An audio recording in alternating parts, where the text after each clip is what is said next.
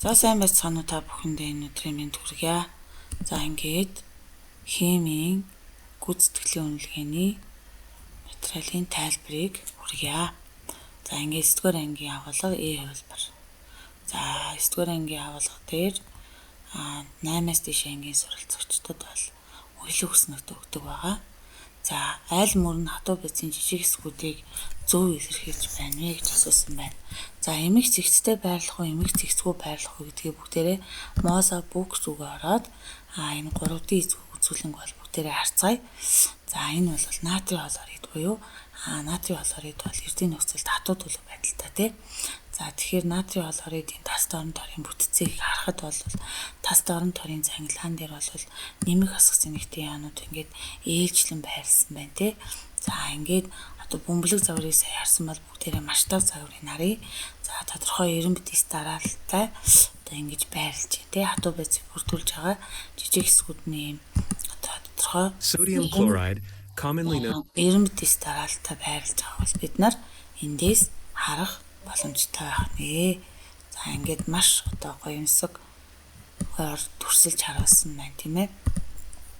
За тэгэхээр бид бүхэн энэ тестний хариултыг бол альгаар харуулах вэ гэхээр аль мөр нь хатуу байцын жижиг хэсгийг илэрхийлж байна гэж асуусан шүү дээ. Тэгэхээр жижиг хэсгүүд нь бол маш одоо эмх цэгцтэй байрлана. Тэгэхээр энэ хоёрын аль нэг нь болж таарлаа. Хатуу байц учраас тодорхой байрлалд хэлбэлцдэг гэд ингээд D хариулт нь алцсан байсан байна. За зэгийн орон тохирох үгийг нь хүч жирээ гэж. Бодис хатуу төлөвөөс яах вэ гэвэл хатуу төлөвөөс шингэн төлөв рүү шилжихэд яах вэ гэвэл кинетик буюу хөдөлгөөний энерги гэж байна. Кинетик энерги гэдэг нь хөдөлгөөний энерги гэсэн үг. За ингээ хөдөлгөөний энерги бол яадаг вэ гэхээр мэдээж шингэн бол арай их хөдөлдөг шүү дээ. За тэгээд жижиг хэсгүүдийн харилцан үйлчлэлийн потенциал энергитэй харьцуулахад ихсэж гэдэг хариулт энэ байна. Хэрвээ хийрүү шилжсэн бол олон дахин их байх ёстой байсан. Гэтэл энэ шингэнлүү шилжсэн учраас ойролцоо дундаж байна гэдэг хариултыг сонгоно. За тасалгаанд байсан савтай усанд мөс хийсэн байна. За энд бол ус байна гэдэг бол энд температурын утга харьцангуй ихтэй байгаа учраас энэ мөстэй харьцуулдаг. За мөс бол мэдээж температурын утга мэдээж бага буюу хүйтэн байгаа. Энэ бол хүйтэн байгаа. Энэ температурын утга харьцангуйгаар их учраас энд бол халуун байна гэсэн үг. За тэгвэл усны температур бол их байж байгаа бага юм ороод тэгэхээр усны температур бол буурна. Жижиг хэсгийн хувьд бол усны молекулуудын кинетик энерги буюу хөдөлгөөний энерги буурна. Яагаад гэвэл хүйтэн бид ороод ирж байгаа учраас эсвэргээрээ мөс бол температур бага байж байгаад усанд ороод ирэхээр усны температур бол нэмэгдэнэ. Мөсний молекулын кинетик энерги ихсэн гээд ингээд 3-ын бол аль хариулт гэсэн бэ гэхээр E хариултан зөв байсан байна. Ингээд 3-ын E байсан байна. За дөрөвт нь үнэртэй усыг дүрхэхэд хэсэг хугацааны дараа өрөөний бусад хэсэгт жигд хэсэгт үнэртэж эхэлдэг. Энэ нь ямар үзэгдэл болохыг хэлнэ үү гэхээр энэ бол диффуз үзэгдэл юм аа. Диффуз гэдэг нь яах вэ гэвэл ямарваа нэгэн байцын жижиг хэсгүүд орчны нэг хэсгээс нөгөө хэсэгт бол тархах үзэгдэл учраас энэ хийд тархаж байгаа учраас агаар тархаж байгаа учраас энэ бол хийн диффузын сонгодог жишээ юм байна. За хийн диффузын хурдан түүний молекул масс болон температураас ялгардаг гэж асуусан байна. За тэгэхээр энэ бол сурах бичгийн 20 дугаар утсан дээр байна. За бүгдээрээ 20 дугаар утсаа гаргаж ирье. За тэгэхээр 20 дугаар утсан дээр юу гэж байна вэ гэхээр диффузын ордод бол нөлөөлөх хүчин зүйлийг 20-ыг гаргаагүй бичлэн байна. За 20 биш учраас 20 нэргүүлээл. За диффузын орд гэж энэ дээр сая байсан юм аа. 2 буюу түүнээс дээш байцын жижиг хэсгүүд орчны нэг хэсгээс нөгөө хэсэгт тархах үзэгдлийг бол бид нар диффуз гэж нэрлэнэ гэсэн. Гэхдээ одоо энэ дээр диффузын хурдад бол нөлөөлөх хүчин зүйл нь энд байж тийм ээ. За нэгдүгээрт нь юу нөлөөлдөг вэ гэдгийг энд маш сайхан тодорхой бичиж харуулжээ. За нэгдүгээрт нь диффузын хурдад бол температур нөлөөлж гин, жижиг хэсгийн хэмжээ нөлөөлж гин, масс нөлөөлдөг гэж. За бодис бага хэмжээтэй. За тэгэхээр одоо бүгдээрээ нөгөө тест рүү оръё. За ингэсэн байна. Хийн диффузийн хурдд бол ордон түүний молекул бас болно. Температураас хамаардаг гэсэн тий. Аль тохиолдолд диффузийн хурд их вэ гэхээр диффузийн хурд их байх. Диффузийн хурд их байх 3 хүчин зүйл байна. Нэгдүгээрт нь температур ихсэх юм байна. Хоёрдугаарт нь масс нь их байх ёстой. Хэмжээний молекул масс нь. Худлаа шүү. За худлаа хэлсэн. Учраас арилгачих. За энэ дээр бол яг вэ гэвэл масс нь молекул масс нь хөнгөн байвал хурдан тарах нь шүү дээ. Молекул масс нь бага байх ёстой. За дээрээс нь бол нунтаглах хэрэгтэй. Жижиг байх. Хатуу байц дээр бол жижиглэх.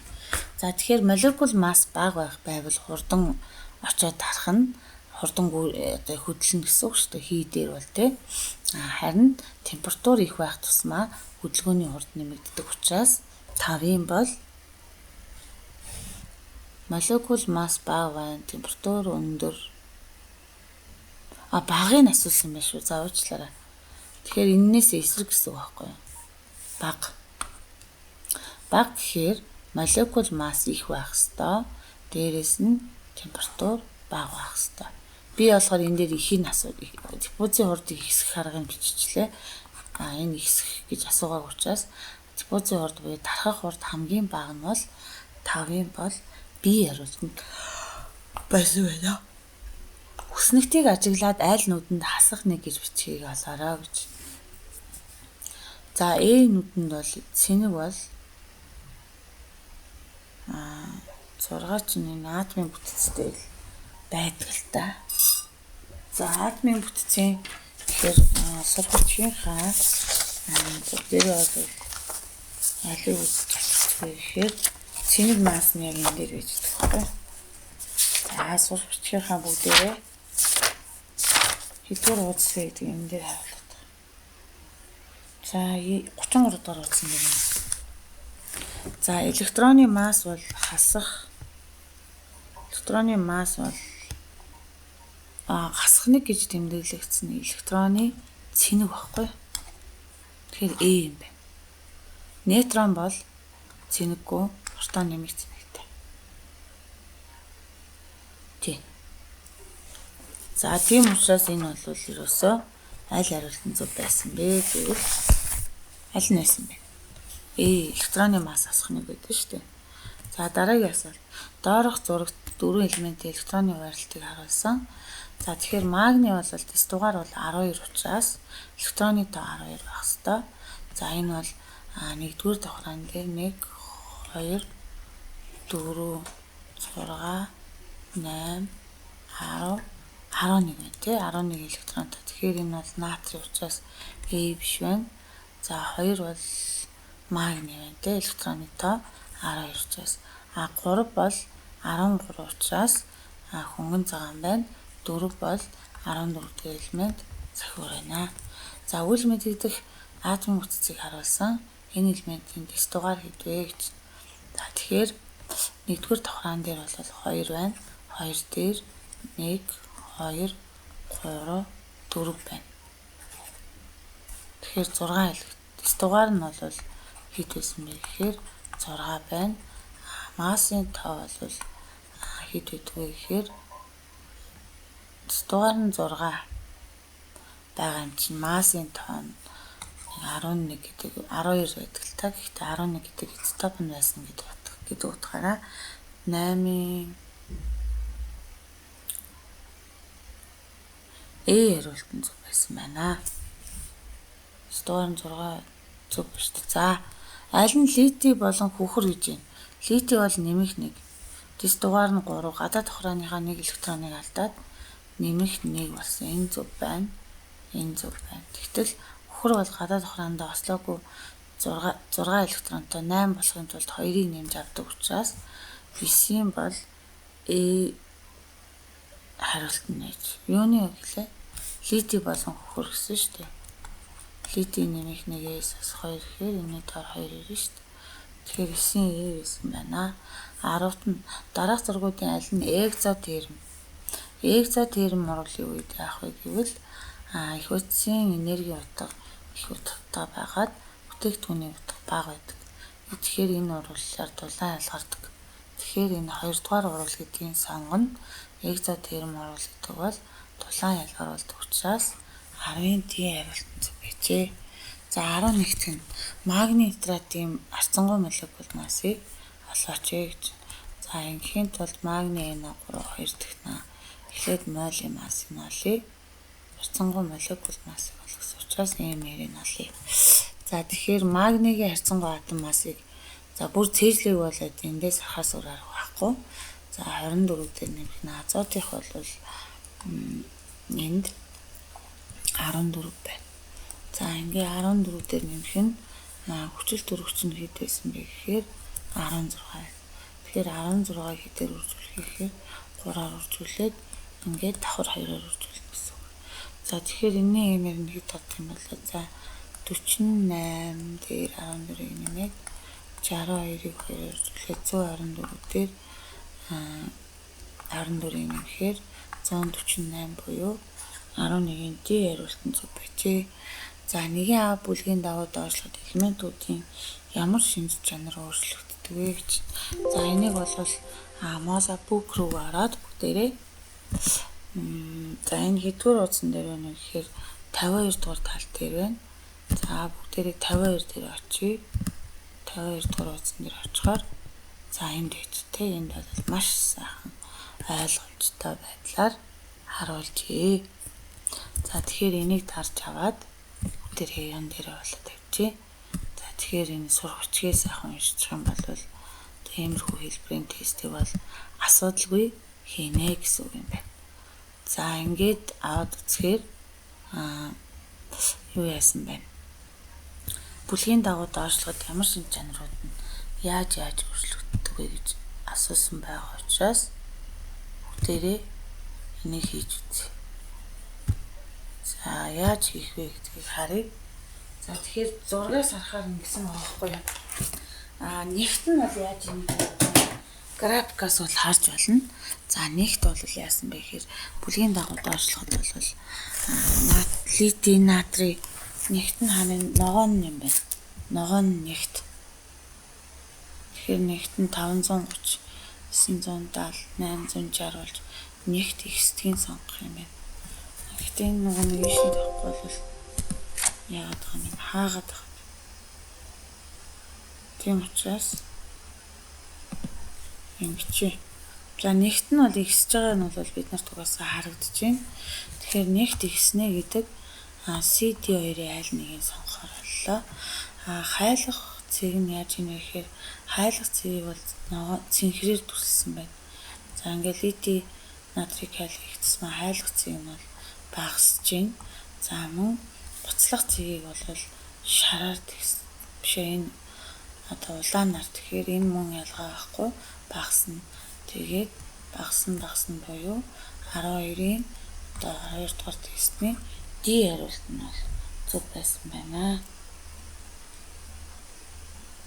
Багасна үсттэй. За юу ч хараадах юм.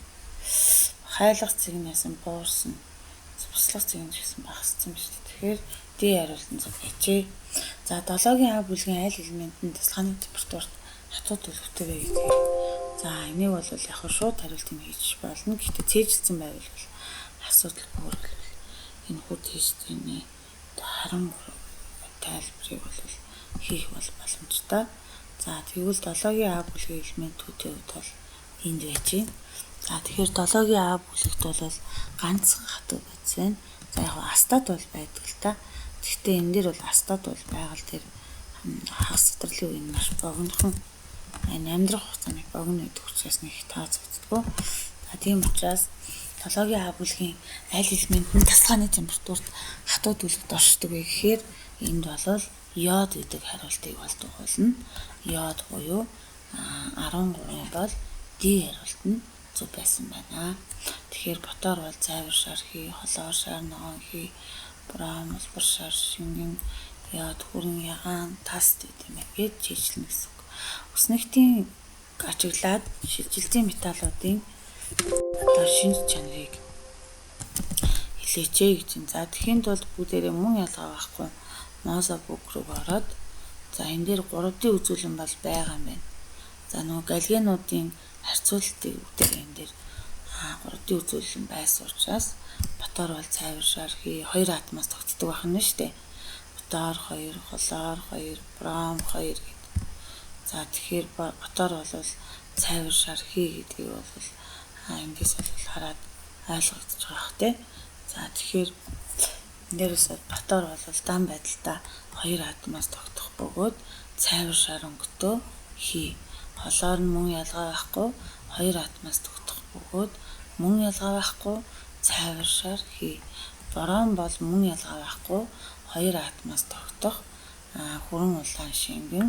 Йод 2 бол 2 атомоос тогтох бөгөөд ийм өнгөтэй одоо шингэн хатуу байдаг байх нэ. За тэгэхээр энэ дээр бол маш тийм одоо гайхамшигтай сайхнаар гэж харуулсан байна тий. Эндээс бол йодыг одоо бүгдээрээ харъя. За йод нь яадгүй гэхээр ингээ 2 атомоос тогтож байна тий. Орон зайг дүүргэж масштаб загвар гэсэн байхгүй.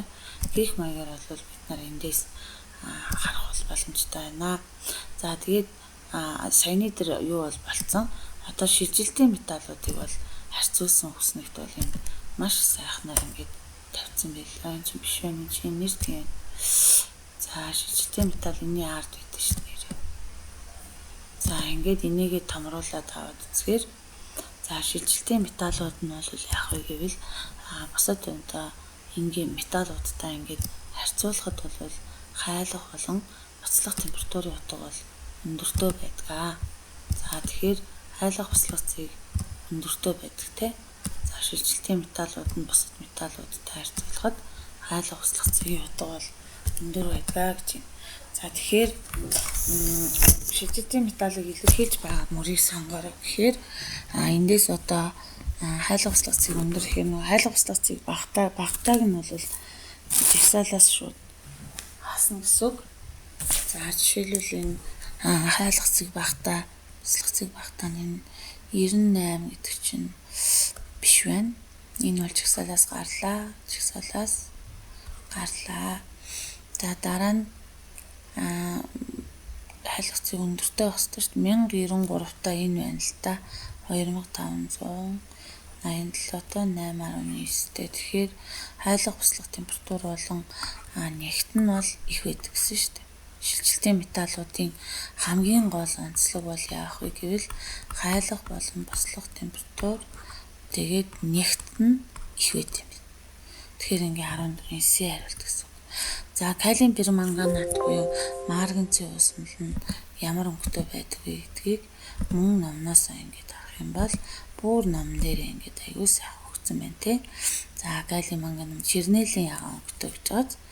За ингээд энэ бол чернэлийн ягаан буюу бидний хэлж заншснаар бол нийл ягаан өнгө гээд өөрөөр хэлбэл 15-ийн E хариулт нь зөв байсан байна.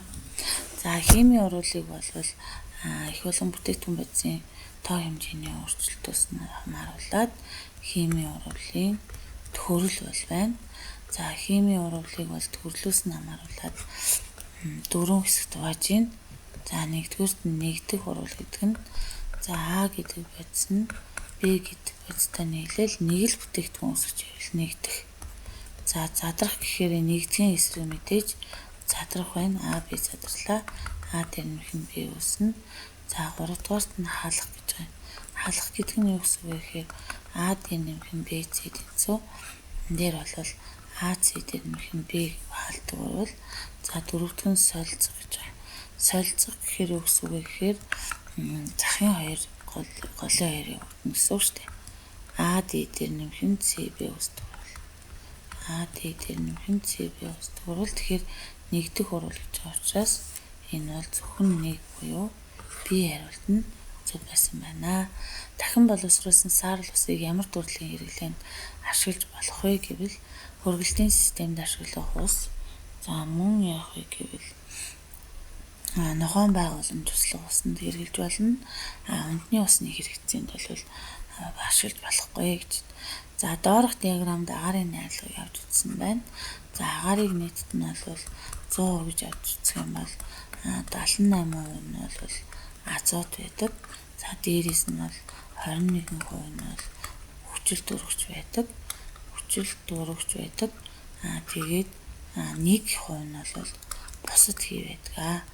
1% нь бол юу гэдэг вэ гэхээр бусад нь байдаг. Тэгэхээр аль хариултан зөв байсан бэ гэхээр энэ бол азот, хоёр дахь нь бол хүчил дөрвөгч, за гурав дахь нь бол бусад хий гэдэг энэ графикта буюу нэгдүгээр нь азот, хоёр дахь нь хүчил дөрвөгч гэхээр B хариулт нь 18 бол B хариулт нь зөв байжээ. Агаараас азот болон хүчил дөрвөгчийн ямар процессыг ашиглан ялган таних вэ гэвэл хэсэгчилсэн нэрлэг гэдэг ингээд сурах бичгээр бол байгаа. За гисэн энэ томьёотой нэгдлийг нэрлэе гэж. За энэ бол 2Z-тэй учраас 2Z бид нар этанайл энэ бол альдгид байна те. Этанайл гэсэн. Тэгэхээр D хариулт нь зөв. C2-тай байх юм бол үгүйс итгээд энэ бүгдээрээ итэн шүү дээ. За тэгээд энэ дээр бол хураангуй томьёог нь өчөө хураангуй томьёогоо сонгох гэдэг байгаа байхгүй. Тэгэхээр энэ бол энэ хураангуй томьёоноос энэний асуултыг болохоор хураангуй томьёоноос молекул томьёог олоо гэж бичих хэрэгтэй байсан байх. Молекул томьёог ол. За молекул томьёог сонгох гэдэг ингэ байж штэ. Тэгэхээр C-ийн толгойд A-шийн толгой тавьчих. C4H нь 10 гэхээр аль байсан бэ гэхээр 21-ийн E хариулт нь зөв байжээ. Зарим органик нийтлүүдийн бүтцийг харуулсан. За гомолог гэдэг нь B-ээс CH2 бүлгээр ялгаатай. Тэгээд нэг ерөнхий томьёон зэрэгддэг. Ийм нүүрс өстрөгчтэй энийг хэлдэг учраас энэ бол 1/3 буюу B хариулт нь байжээ. Доор гიშтэй бөмбөлөг завраг тохих нийтлийг заа гэж. За энэ хоёрлсон холбоо агуулсан байвал энэ алкен байна. Ингээд 23-ын B байлаа. Тийштэй биштэй. За 24. Доорх өгсөн нэглүүдээс спиртийн гомологийн дараалал бичнэ гэж. Спирт гэдэг чинь 1Z-ийг метанол. За AB2, 2 дахь нь этанол, 3 дахь нь пропанол, 4 дахь нь бутанол гэдэг шүү дээ. Тэгэхээр B хариулт нь зөв байжээ. За дараагийнх нь алканы гомологийн гишүүдээс аль нь хамгийн бага температурт буцлах вэ гэхээр C нь бага, цетан гэдэг нь C2H6, пропан гэдэг нь C3H8, бутан гэдэг нь C4H10, пентан гэдэг нь C5H12. Тэгэхээр хамгийн бага C-ийн тоо бага болох тусмаа боцлох цэг хайлах болон боцлох цэг нь бага байдаг. Тэгэхээр этан гэдэг хариултыг дуулах байжээ.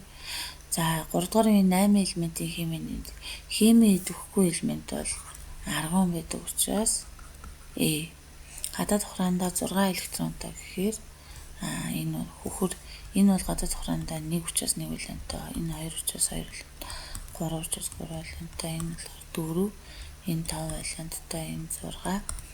Холоор бол 1 3 5 гадаад хураандаа 6 электронтой 6 буюу B-ийн 6 болж таарлаа. Шар ногоо өнгөтэй хийгээд өнгөд сая хэлсэн тий. За тэгэхээр C-ийн 7 амьдрал ахуй сав суулга хөнгөн цагаан сав суулга байдаг шүү дээ. Тэгэхээр D-ийн 3 атомын радиус хамгийн том нь хамгийн урт байгаа элемент учраас 1 гэсэн үгээ. Ингээд бүх хариултууд бол ингээд дуслаа. За ингээд анхаарлын хандсан явдалд та бүхэндээ баярлалаа. За ингээд бүгдэнд нь амжилт хүсье.